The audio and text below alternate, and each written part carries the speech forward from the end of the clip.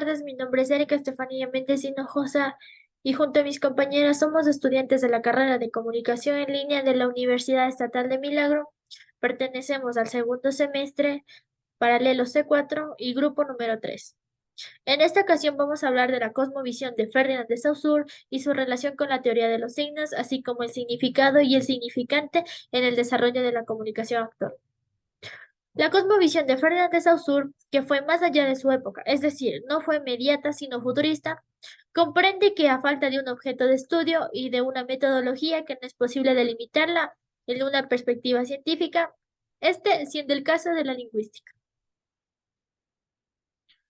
Esto es algo que marcó el siglo pasado, por ello su crítica y la propuesta en este sentido.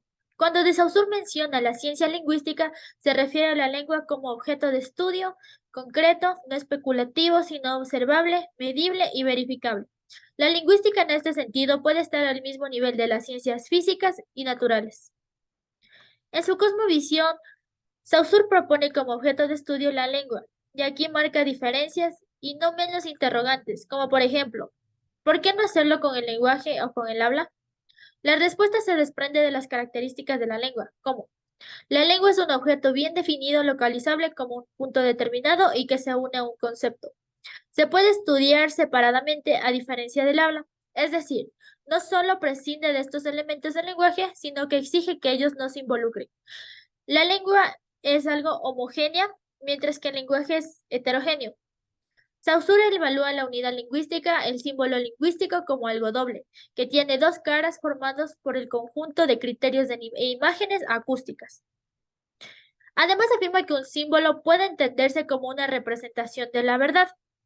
Así lo muestra Saussure en su teoría, ya que todo lo que interpreta como significado o concepto debe de ser algo de verdad, por lo que se supone que el significante es una huella que nos deja en la mente.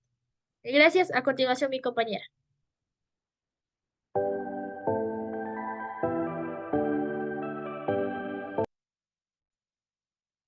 Buenas tardes, soy Katiuska Rocío Pazmiño Rosado. Mi tema a exponer es la propuesta de Ferdinand de Saussure. Define el objeto de estudio a la lengua y su metodología. Aparte de ello, distingue dos tipos de lingüística, una externa y otra interna. La primera es de carácter heteróclito y la segunda de carácter orgánico. Lingüística externa. Carácter heteroclito, es decir, no hay manera de conjugarlas unitaria y armoniosamente. Lingüística interna, carácter orgánico, es decir, que estudia la parte interna de la lengua. Consta de 4 principios metodológicos, que son lengua y habla. Como concepto tiene que Saussure define el objeto de estudio a la lengua y su metodología. Sincronía y diacronía. La primera, la sincronía, prevalece sobre los segundos porque es la realidad para la masa hablante, mientras que lo diacrónico son los acontecimientos que modifiquen la lengua. Forma y sustancia. En este principio, la lingüística trabaja en el que los elementos de dos órdenes se combinan, lo cual refleja una forma pero no una sustancia. Individual y suprema individual. El primero proviene de uno solo y lo suprema significa que transciende de la forma de la manera individual. Gracias. A continuación, mi compañera.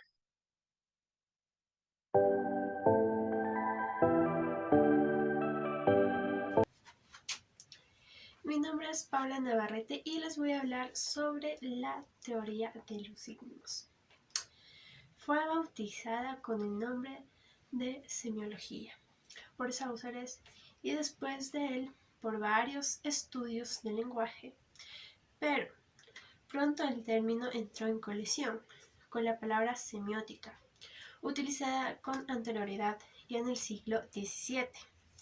John Locke habló de una doctrina de los signos con el nombre de semiótica, y Joan Lambert en 1764 escribió un tratado que incluía una parte llamada semiótica. Sin embargo, ambos pensadores no se apartaron del enfoque gramatical y lingüístico propio de su tiempo. El estatus científico de una disciplina de los signos y también del proceso diacrónico de etimología solo se planteó en el siglo XX, cuando se publicaron los estudios sistemáticos de Saussure y Peirce. Muchas gracias.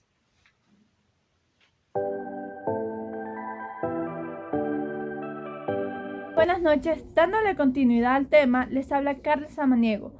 Saussure fue uno de los lingüistas que estudió en profundidad los signos del lenguaje y los elementos que intervienen en la comunicación humana, por lo que se le atribuye la distinción entre significante y significado, que define la base de nuestro discurso y por lo tanto nuestra capacidad de comunicarnos. Significado se refiere a los pensamientos que vienen a la mente cuando decimos una palabra, lo que queremos decir en el mundo real cuando lo decimos. Si aceptamos que las palabras son un sistema que inventamos los humanos para comunicarnos entre nosotros, cada una de ellas se refiere a algún elemento de nuestra realidad, un pensamiento, y la relación entre pensamiento y realidad es significado. Muchas gracias, doy paso a mi compañera.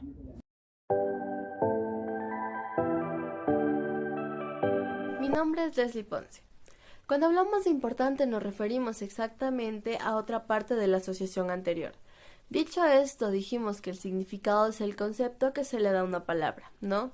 Los significantes son las propias palabras, un conjunto de símbolos lingüísticos, fonemas y morfemas que utilizamos para comunicarnos con otras personas. Los significantes son herramientas que empleamos de forma oral o escrita para enviar ideas, conceptos a la persona que recibirá la información, en este caso el receptor. Vemos un ejemplo para que entendamos exactamente lo que queremos decir. La palabra sonrisa, que es el significante, y el significado, que es acción de reírse suavemente y sin ruido.